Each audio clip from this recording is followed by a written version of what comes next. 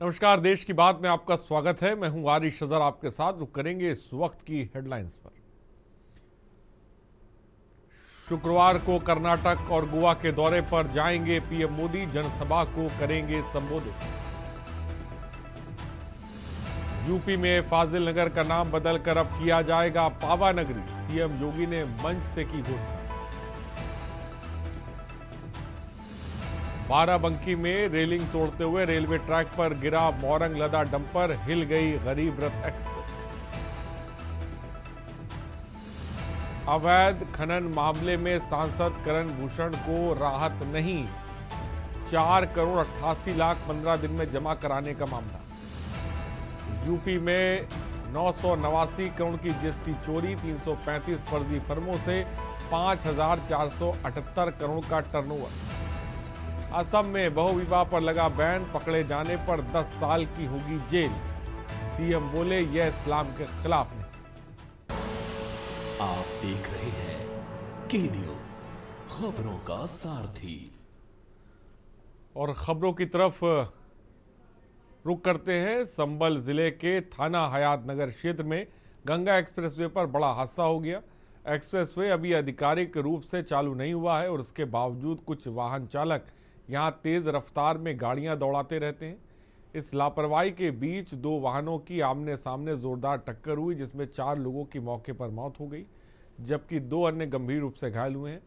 दुर्घटना इतनी भीषण की दोनों वाहनों के परखच्चे उड़ गए और हादसे के बाद आपस के लोगों ने तुरंत मौके पर पहुंचकर घायलों को बाहर निकाला और पुलिस को सूचना दी।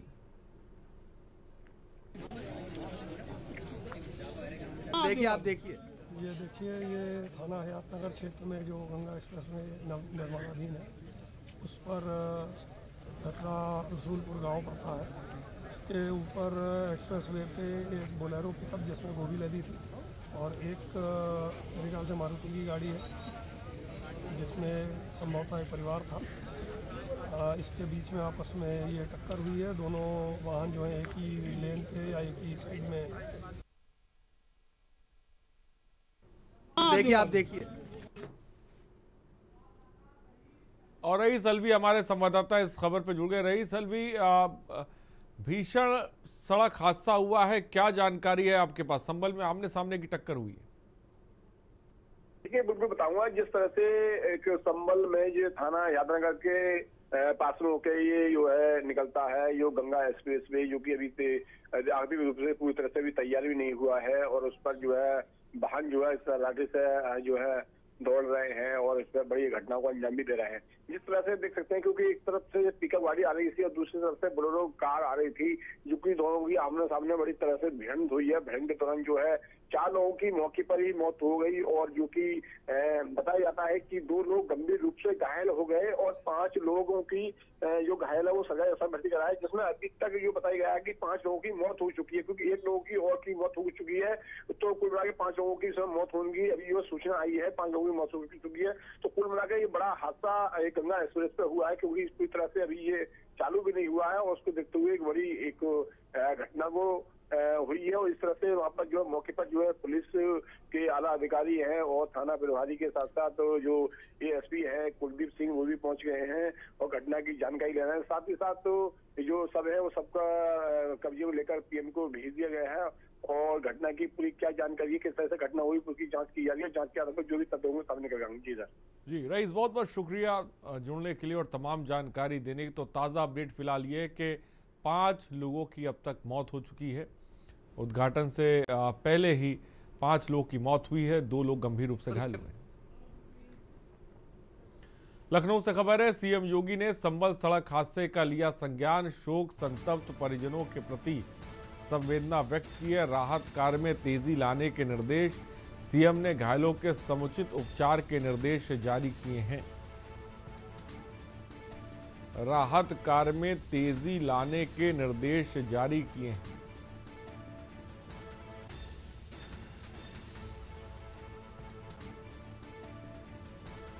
सीएम योगी ने संभल सड़क हादसे का संज्ञान लिया है।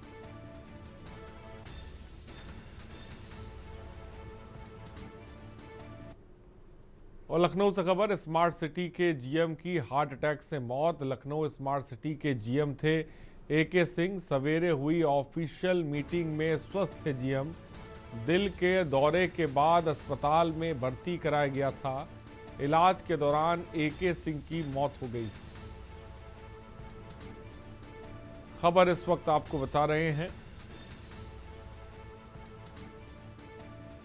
दिल के दौरे के बाद अस्पताल में भर्ती कराया गया था। स्मार्ट सिटी के जीएम की हार्ट अटैक से मौत हो गई।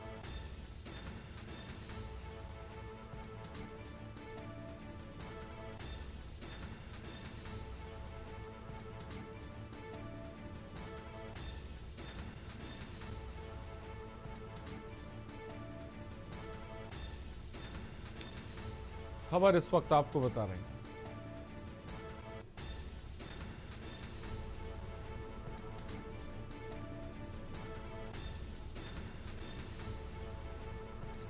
सवेरे हुई ऑफिशियल मीटिंग में स्वस्थ थे जीएम।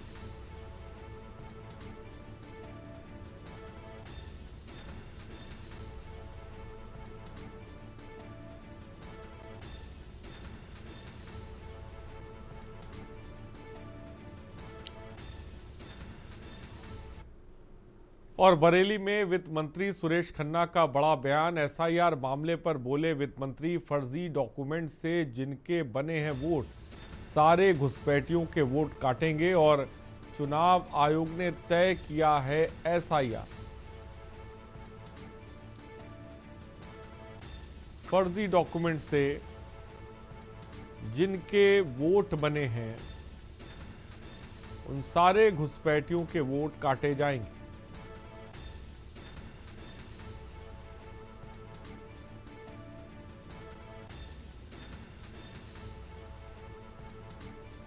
खबर इस वक्त आपको बता रहे हैं।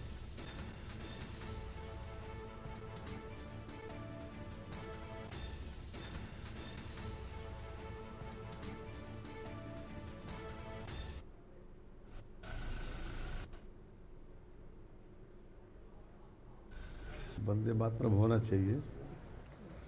वंदे मातरम तो आज़ादी दिलाने वालों का एक बहुत प्रिय गीत था और आज़ादी के बाद जो व्यवस्था बनी है उसके हिसाब से राष्ट्रीय गान और राष्ट्रीय गीत ये दोनों ही हमारे लिए बहुत ही आदरणीय हैं और हम हर पूरी सम्मान के साथ इसको विधानसभा में भी हो रहे हैं और हमें अभी माननीय योगी जी ने भी इसके बारे में काफ़ी कुछ कहा।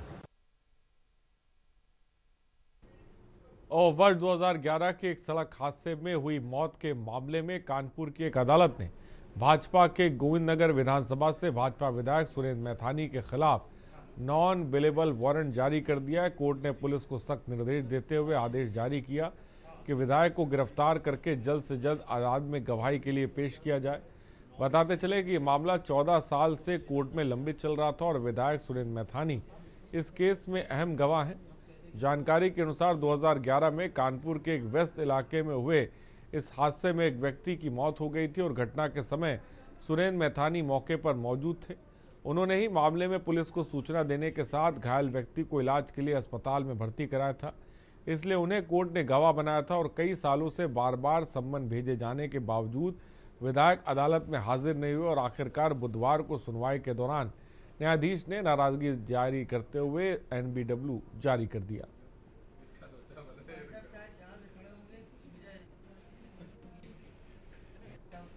देखिए, हम लोग समाज जीवन में काम करने वाले लोग हैं। सड़क पे निकलते हुए अगर किसी मदद के लिए किसी की ज़रूरत हो तो हम सब लोग पहले आगे बढ़ करके उसकी मदद करते हैं। मैं 2011 के आसपास की बात है, मैं हैलट से बेना झावर की तरफ परेड जा रहा था अपने कार्यालय। तो बेना झावर के पास एक टेम्पो वाला एक तरफ से बेना झावर के सामने वाली रोड से आ रहा था, दूसरा उधर पीछे हम लोग थे, पीछे अपनी गाड़ी से हम लोग थे। तो देखा कि वो एक टेम्पो को दूसरी टेम्पो ने टक्कर मारी। उसमें आगे एक लड़का बैठा था, जो बाद में हमें पता लगा कि वो बीएसएनएल में काम करता था, नाम वाम पता कराया। तो उसने टक्कर मारी, वो वहीं पे पलटकर गिर पड़ा और तड़प के मुझे ऐसा लगा कि शायद इसमें जान है। ड्राइवर अपना टेम्पो छोड़ के बजाय उसको वहाँ पहुँचाने के लिए, मैं मोटरसाइकिल पे था, उसको अस्पताल पहुँचाने के ड्राइवर उसको वहीं छोड़ के तड़पता हुआ भाग गया। और कानपुर चुन्नीगंज बस स्टॉप पर रोडवेज कर्मचारी ने फांसी लगाकर जान दे दी और मृतक की पहचान आजमगढ़ निवासी प्रशांत गौतम के रूप में हुई है, जो यहां रोडवेज में कार्यरत था। घटना से रोडवेज परिसर में हड़कंप मच गया। कमरे का दरवाजा अंदर से बंद था, तोड़कर खोला गया तो युवक फंदे से लटका मिला। सुसाइड नोट नहीं मिला है। कैसे और क्यों उसने कदम उठाया, इस पूरे मामले की फिलहाल जांच हो रही है। फजलगंज डिपो में प्रचालक जो जौनपुर के रहने वाले थे, जौनपुर के हैं वो, और शायद रात्रि में ये घटना उनके द्वारा घटित की गई है स्वयं, और सभी हमारे कर्मचारी उपाधिगण जो भी हैं सब दुखी हैं घटना से। कारण अभी कोई कुछ पता नहीं चला है, और डिपो से क्या है, घर पे क्या है मामला, ये हमको इसकी जानकारी नहीं है। सूचना हमें मिली है, मैं ड्यूटी करने आया हूँ 2 बजे, सूचना मिली 2 के करीब हमें सूचना मिली है।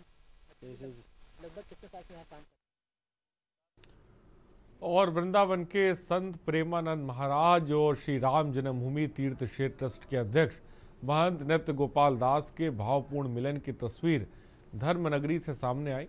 दरअसल महंत नृत्य गोपाल दास आज वृंदावन पहुंचे हुए हैं और नृत्य गोपाल दास से कई संत और महान धर्माचार्यों ने मुलाकात की। वहीं शाम को नृत्य गोपाल दास संत प्रेमानंद महाराज से मिलने पहुंचे, जहां 2 संतों के मिलन की भावपूर्ण तस्वीर सामने आई। तस्वीरों में आप देख सकते हैं कि महान नृत्य गोपाल दास के पहुंचने से पहले ही प्रेमानंद महाराज खड़े होकर उनका इंतजार करते हुए नजर आए और महंत नृत्य गोपाल दास के पहुंचते ही उनके चरणों में दंडवत प्रणाम कर उनका स्वागत किया। इसके बाद प्रेमानंद महाराज ने नृत्य गोपाल दास के पैर पखारे और पूजन किया। इसके बाद राधा जी की प्रसादी भेंट की। संत प्रेमानंद महाराज ने महान नृत्य गोपाल दास के आगमन को प्रभु की विशेष कृपा बताया और उसके बाद दोनों महान संतों के बीच वार्ता हुई और उसके बाद राधा नाम का संकीर्तन हुआ। इसके बाद महान नृत्य गोपाल दास ने सभी लोगों को आशीर्वाद दिया और प्रभु का नाम स्मरण करने का संदेश दिया।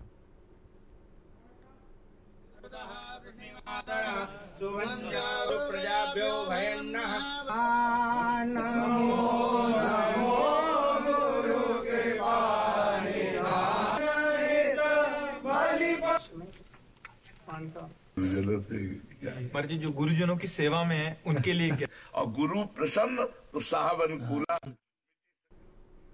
और मेरठ से बड़ी खबर सामने आई, जहां सोशल मीडिया पर रील बनाने को लेकर शादाब ज़काती कानूनी पचड़े में फंस गए थे। अपनी बेटी के साथ रील बनाते समय डबल मीनिंग शब्दों का प्रयोग करने के आरोप में पुलिस ने उन्हें गिरफ्तार किया। शादाब ज़काती पर अपनी बेटी के साथ बनाई गई एक रील में आपत्तिजनक और डबल मीनिंग शब्दों का प्रयोग करने का आरोप था, जिसके बाद ये मामला सुर्खियों में आया और इस मामले में कार्रवाई करते हुए इचौली पुलिस ने शादाब ज़काती को गिरफ्तार कर लिया। गिरफ्तारी के बाद शादाब ज़काती को कोर्ट में पेश किया गया और कोर्ट में घंटों चली बहस के बाद शादाब ज़काती को जमानत मिल गई।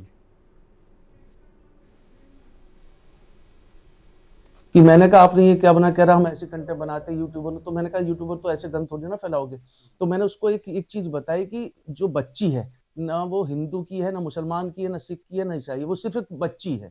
जब प्रधानमंत्री जी और माननीय मोदी जी और योगी जी बेटी बचाओ बेटी पढ़ाओ का नारा दे रहे हैं, महिला शक्तिकरण पे देखिए मेरठ के प्रशासन ने भी कितना काम करा, डीएम साहब ने भी, और यहाँ के विधायक सांसद सब लगे।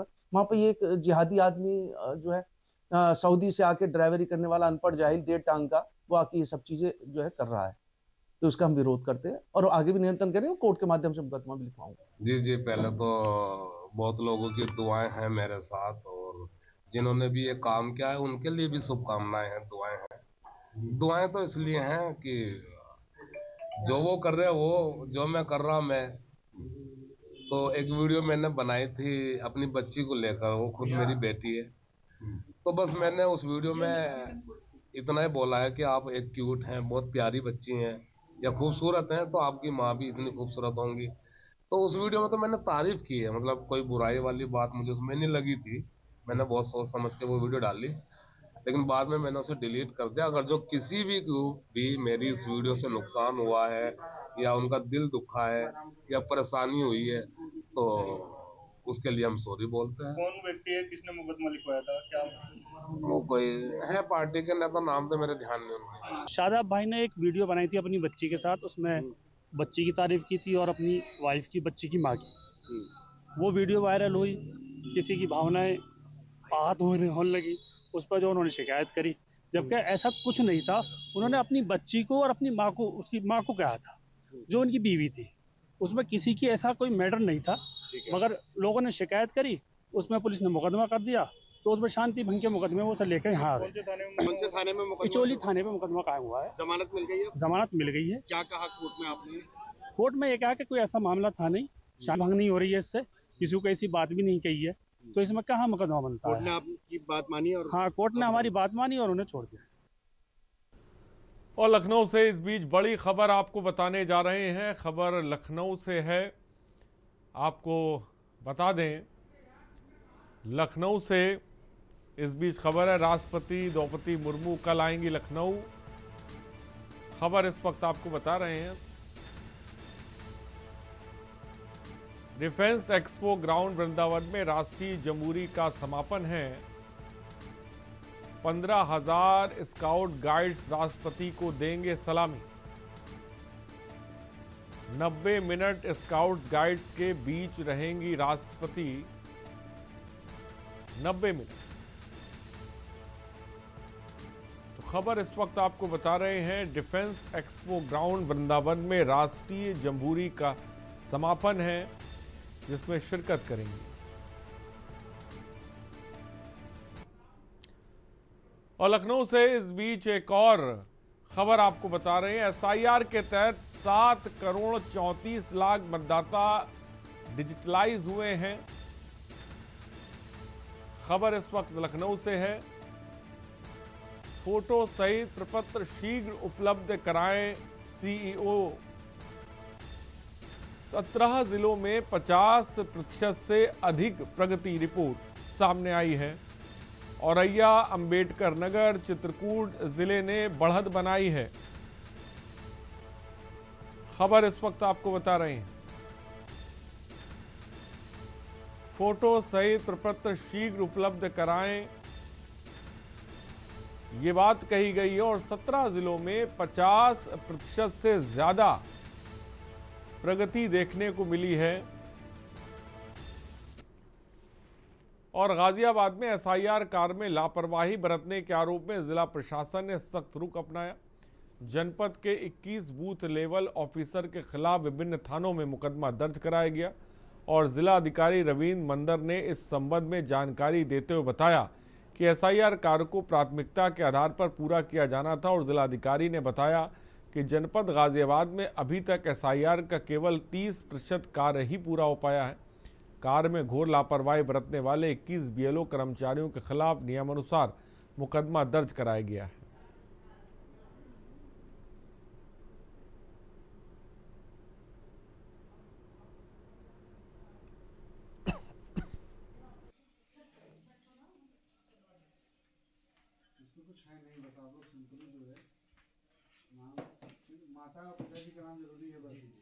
देखिए, जनपद गाजियाबाद में हमारे 3089 बूथ हैं और 28 लाख से ऊपर वोटर हैं। और ईएफ कलेक्शन का काम अभी चल रहा है। तो हमारे सभी बीएलओज, हमारे सुपरवाइजर्स, उनके लिए हमने सेक्टर ऑफिसर्स, सभी हमारे जो डिस्ट्रिक्ट लेवल ऑफिसर्स हैं उनको भी सुपरवाइजर ऑफिसर्स के रूप में एडीएम स्तर के ऑफिसर्स को भी लगाया है।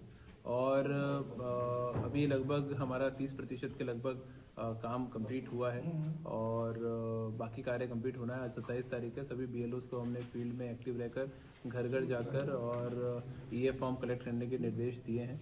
कुछ बीएलओस द्वारा उसमें लापरवाही की गई। ऐसे 21 बीएलओस पे हमने अभी आरपी एक्ट में धारा 32 में एफआईआर भी कराई है, क्योंकि ये एक बहुत महत्वपूर्ण कार्य है, निर्वाचन का कार्य, और पूरी मशीनरी इसमें पूरी तरह लगी हुई है। अभी मैंने सभी राजनीतिक दलों के जो जिला अध्यक्ष हैं और सभी प्रतिनिधि हैं उनकी मीटिंग ली है। उनको भी मैंने अपील की। उनके बीएलए भी पूरी तरह एक्टिव नहीं है, तो उनसे भी हमने अपील किया आप अपने बीएलएस को और आपके फील्ड लेवल फंक्शनरीज को एक्टिव करें, ताकि चूँकि गाजियाबाद की एक विशेष समस्या है कि ये शहरी इलाका है और इंडस्ट्रियल लेबर बहुत है और किराएदार भी बहुत लोग रहते हैं। तो ऐसे लोगों को ढूंढना और उसके बाद में उनसे फॉर्म कलेक्ट करना, वो भी एक थोड़ा जटिल कार्य है। और प्रयागराज में माफिया अतीक अहमद के छोटे बेटे अवान अहमद की मुश्किलें बढ़ गई हैं और सोशल मीडिया पर एक वीडियो वायरल होने के बाद पुलिस ने अवान अहमद, उसके साथी हमजा और कुछ अज्ञात लोगों के खिलाफ मुकदमा दर्ज किया। वायरल वीडियो में अतीक अहमद का बेटा अवान अहमद एक शादी के कार्यक्रम में अपनी गाड़ियों के काफिले के साथ दिखाई दे रहा है। सबसे आपत्तिजनक बात यह है कि इस वीडियो के बैकग्राउंड में ऐसे गाने बजाए जा रहे हैं जो धमकी और दबंगई की भाषा का प्रयोग करते हैं। खबर और वीडियो की पुष्टि के न्यूज़ इंडिया नहीं करता है।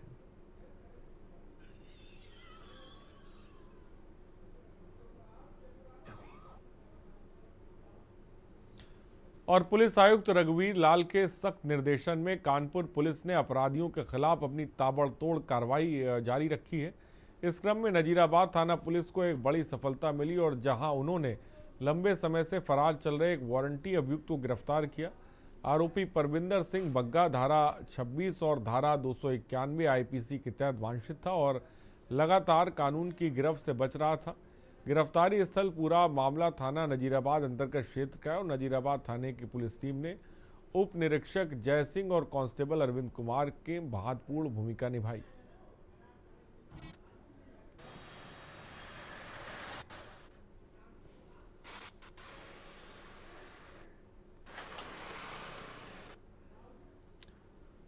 कौशाम्बी में एक तरफा प्रेम का एक दर्दनाक अंत देखने को हुआ है। मंझनपुर कोतवाली ऊनो गांव में एक युवक ने अपनी मौसी की बेटी को गोली मारकर हत्या कर दी। हत्या करने वाले आरोपी ने भागने की कोशिश नहीं की बल्कि तमंचा लेकर खुद ही मंझनपुर कोतवाली पहुंच गया और आत्मसमर्पण कर दिया।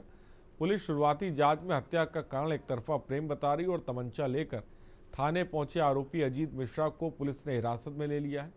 पुलिस ने तत्काल प्रभाव से घटना की जांच पड़ताल शुरू की और आरोपी से आगे की पूछताछ जारी है।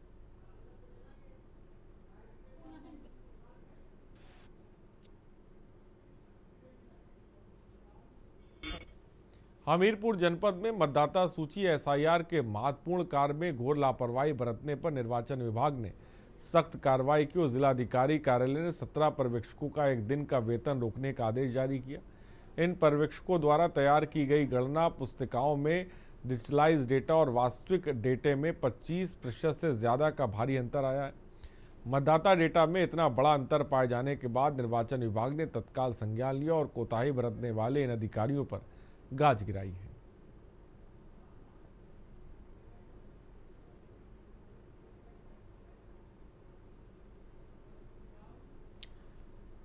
खबर चंडीगढ़ से, जहां एसआईआर करने को लेकर बीजेपी के बीएलओ पर दबाव डाले जाने को लेकर ममता बनर्जी के बयान पर कहा। ममता बनर्जी कई बार मुख्यमंत्री रह चुकी और मुख्यमंत्री ये कहती हैं कि इस पर विचार किया जाना चाहिए। इलेक्शन कमीशन को जरूर इस पर जांच करनी चाहिए। अमन अरोड़ा की तरफ से प्रधानमंत्री के श्री आनंदपुर साहिब न आने को लेकर दिए गए बयान में कहा कि श्री गुरु तेग बहादुर की शहादत तो सबके लिए है, यहाँ तो सबको मिलकर इसको सेलिब्रेट करना चाहिए था। उन्होंने दिल्ली में प्रोग्राम किया है, लेकिन बहुत अच्छा होता अगर वह यहाँ भी आते।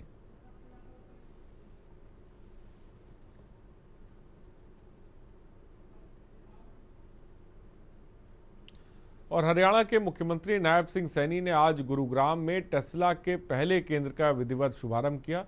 इस अवसर पर मुख्यमंत्री ने साइबर सिटी को विकास की नई मंजिल की और अग्रसर बताते हुए टेस्ला जैसी विश्वविख्यात कंपनी के आगमन को हरियाणा के लिए गौरव का विषय बताया।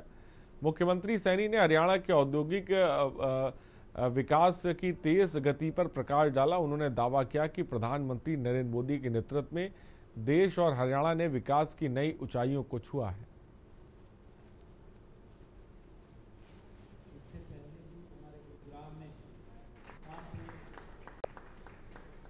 टेस्ला का हरियाणा में, क्योंकि हरियाणा में ये पहला सेंटर। और रोहतक में हरियाणा के खेल एवं युवा मामलों के राज्य मंत्री गौरव गौतम ने कहा कि लाख नमाजरा के खिलाड़ी हार्दिक राठी के साथ हुई दुखद घटना से देश ने एक हीरा खो दिया और उस दुख की घड़ी में सरकार समाज पीड़ित परिवार के साथ है। सरकार द्वारा परिवार की हर संभव मदद की जाएगी। और राज्य मंत्री गौरव गौतम आज लाखन माजरा में बास्केटबॉल के राष्ट्रीय खिलाड़ी के निवास स्थान पर पहुंचकर उनकी आकस्मिक मृत्यु पर शोक प्रकट करने पहुंचे थे। उन्होंने पीड़ित परिजनों को सांत्वना भी दी।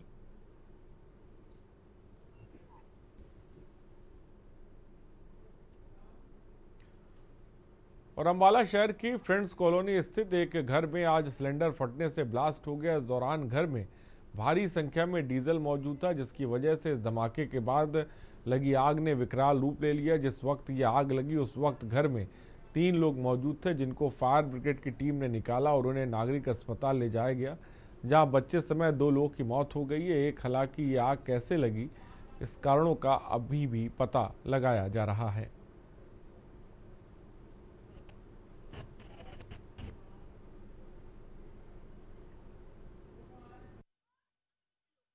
यहाँ पर जी 4 तो बच्चे रहते थे जी, और 4 छोटे बच्चे थे, और एक उनकी वाइफ और एक हस्बैंड रहते थे जी।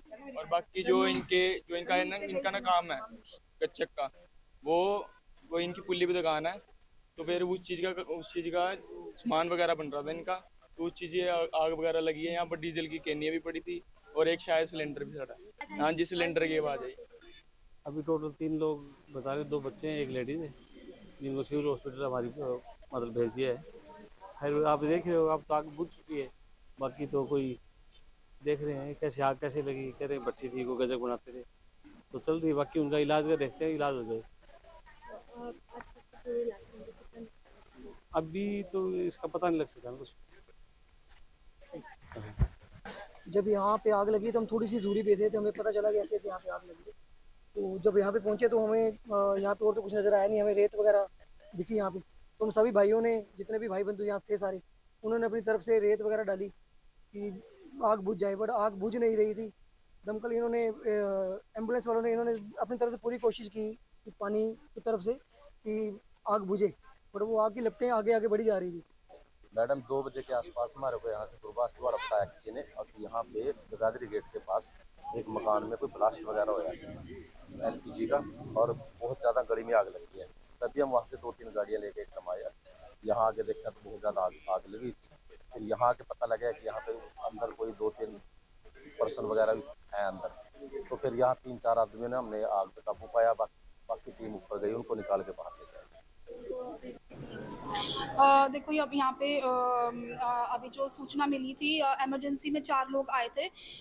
ज्योति ढाबा फ्रेंड्स कॉलोनी के पास ब्लास्ट, कुछ गैस सिलेंडर ब्लास्ट हुआ है, कुछ जो भी वहाँ पे आग लगी है। उससे 4 लोग यहाँ पे आए थे, जिसमें एक छोटा बच्चा 1.5 साल का था, वो ब्रॉड डेड था। CPR करने की कोशिश की गई, मेरी डॉक्टर्स की टीम आई, इमरजेंसी भी है इस टाइम, तो वो बच्चा नहीं रिवाइव हो पाया। तो और एक लेडी है, वो भी 30-32 साल की, she is also expired, brought dead ही थी। और यहाँ पर रुकते हैं छोटे से ब्रेक के लिए, जल्द हाजिर होंगे कुछ और खबरों के साथ।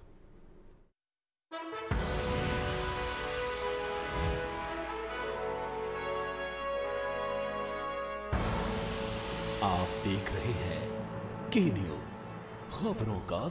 ब्रेक के बाद आपका स्वागत है। रोहतक और झज्जर में बास्केटबॉल के खिलाड़ियों की मौत की घटना के बाद गांव और शहरों में अभ्यास करने वाले खिलाड़ियों की जिंदगी के साथ सरकार और प्रशासन पर सवाल निशान खड़े हो गए हैं कि गांव और शहरों में किस तरह से खिलाड़ी अपनी जिंदगी दांव पर लगाकर गांव और शहरों में बने हुए खेल स्टेडियम में अभ्यास करते हैं। नवीन जयहिंद आज रोहतक के राजीव गांधी स्टेडियम पहुंचे और स्टेडियम में सरकार और प्रशासन द्वारा खिलाड़ियों को दी जा रही सुविधा पर कटाक्ष किया। और नवीन जयहिंद ने रोहतक और झज्जर में बास्केटबॉल के खिलाड़ियों को हुई खेल स्टेडियम में अभ्यास करते हुए मौत के लिए सरकार के साथ साथ सांसद, विधायक, पूर्व विधायक के साथ साथ प्रशासन की कार्यशैली पर भी सवाल खड़े किए।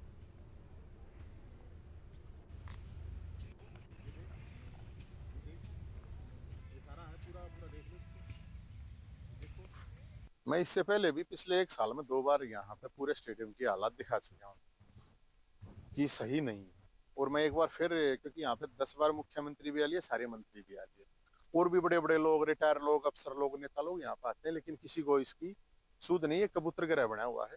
तो मैं तो ये भी कहना चाहूंगा, अगर ये राजीव गांधी स्टेडियम नाम राजीव गांधी के नाम से इसलिए काम नहीं हो रहा, तो नाम और आप अपने लेवल पे जो भी सरकार को ठीक लगा वो रख लो, लेकिन इस पर काम करो। जो 2 बच्चों की मौत हुई है वो सिस्टम द्वारा की गई सामूहिक हत्या है।